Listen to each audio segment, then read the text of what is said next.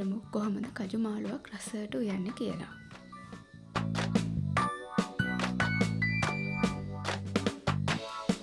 මුලින්ම අපිට කජු ගෙඩි 40-50ක් විතර කපා ගන්න ඕනේ. ඉරියක් ආධාරයෙන් කපනවා නම් අපිට ගොඩාක් ලේසියෙන් කපා ගන්න පුළුවන්. මේ විදිහට කජු ගෙඩිය කපලා තුඩ තියෙන පිහියකින් අපි කජු මැදේ පරිස්සමට හිමීට ගලව ගන්න ඕන. ඊට පස්සේ අපි කජු ටික භාජනයකට ඔක්කොම දාලා ඒක වැහෙන මට්ටමට අපි වතුර දාලා හොඳට තම්බ ගන්න ඕනේ.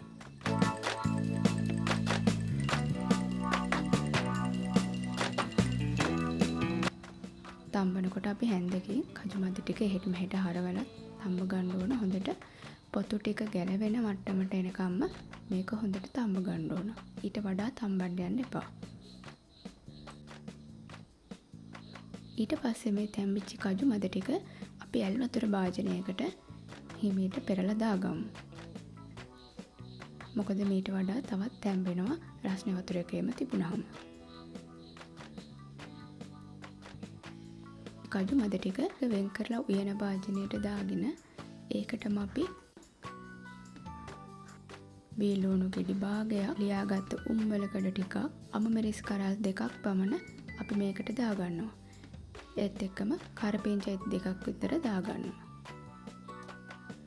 අමු 3-5 කුඩු තේ හැඳි භාගයක්, මිරිස් කුඩු තේ හැඳි භාගයක්, කහ කුඩු තේ හැඳි කාලක්. ඒත් එක්කම අපි රස අනුව ලුණු එකතු කර ගන්න ඕන.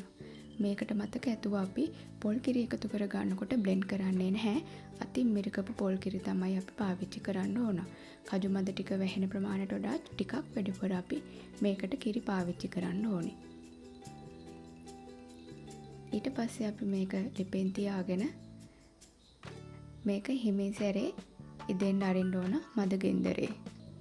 අපි මේක සැරෙන් සැරේ හොඳට හැඳි ගන්න ඕන. නැත්තම් අපි මේ කිරි ටික කැටි ගහලා මේ කජු ව්‍යංජනේ රස නැති වෙනවා. මෙන්න මේ විදිහට තමයි ඒක හොඳට හැඳි ගන්න ඕනේ.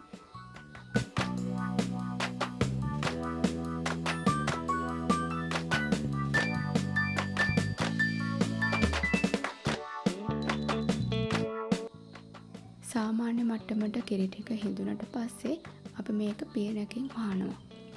වහලා තව ටිකක් අපි මේ කජු මැද ටික තැම්බෙන්න අරිනවා. විනාඩි 5-6කට පස්සේ අපි පියන ඇරලා බලනවා දැන් කජු මැද තැම්බෙලාද කියලා. අපි ඒක බලන්නේ කජු මැදයක් අරගෙන හැන්දට ඇඟිල්ලෙන් තද කරලා පොඩි කරලා බලනවා. එතකොට පිටි වගේ පොඩි වෙනවා නම් ඒ වෙලාවේ තමයි මේක හොඳට ඉදිලාද කියලා අපි බලාගන්නේ. මේ ගානට පොඩි වෙනවා නම් කජු ඉදිලා ඇති. ඔයාලත් කජු හම්බුනොත් මේ විදිහට ඔයලා අපිටත් රස කියන්න. මේක හරිම රසයි.